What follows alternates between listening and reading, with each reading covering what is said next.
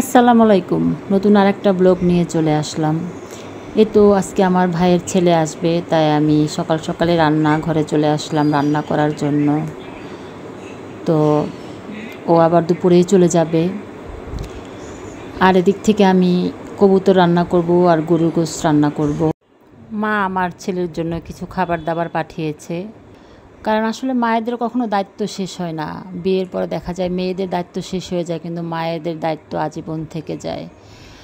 প্রত্যেকটা মেয়ের একটা না একটা স্বপ্ন থাকে, সেই স্বপ্নের পিছনে কারো না কারো হাত থাকতে হয়, কারণ না হলে সে স্বপ্নের ঊর্ধ্বে যেতে পারে না, স্বপ্ন পূরণ করতে পারে না। আর সেটা হলো প্রথমত তার বাবা মা, আর দ্বিতীয়ত তার হাজব্যান্ড।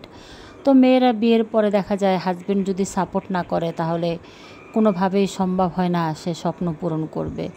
তো হয়তো এরকম হাজারো মেয়ে আছে স্বপ্ন পূরণের জন্য দেখা যায় প্রতিনিয়ত লড়াই করে যাচ্ছে, কিন্তু কোনোভাবেই সেটা সম্ভব না, করা যাচ্ছে না। তো এই তো আমিও চেষ্টা করছি কিছু স্বপ্ন পূরণ করার জন্য, কারণ বাবা মার জন্য প্রত্যেকটা মেয়েদেরই একটা দায়িত্ব থেকেই যায়। আপনার যখন বাবা মাকে কিছু দিতে ইচ্ছা করবে, তখনই দেখা যাবে হাজব্যান্ডের কাছে হাত পাততে হবে যে কিছু টাকা দাও, কিংবা এই জিনিসটা আমি কিনবো, কিংবা আমার মাকে দেবো অথবা বাবাকে দেবো।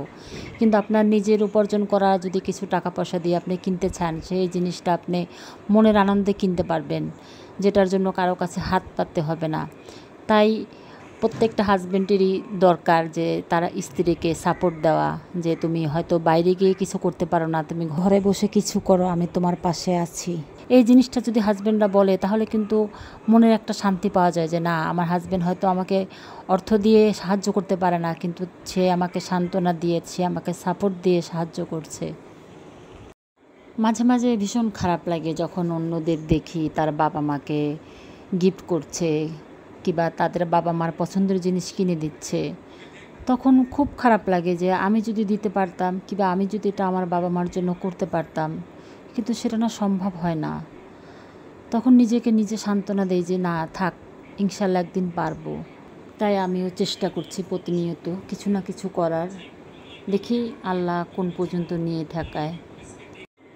তো এই তো এই যে মাছ পাঠিয়েছে, আর সাথে শাক পাঠিয়েছে, আমরা তারপরে এই যে পিঠা বানিয়ে পাঠিয়েছে, এই যে পুঁই শাক,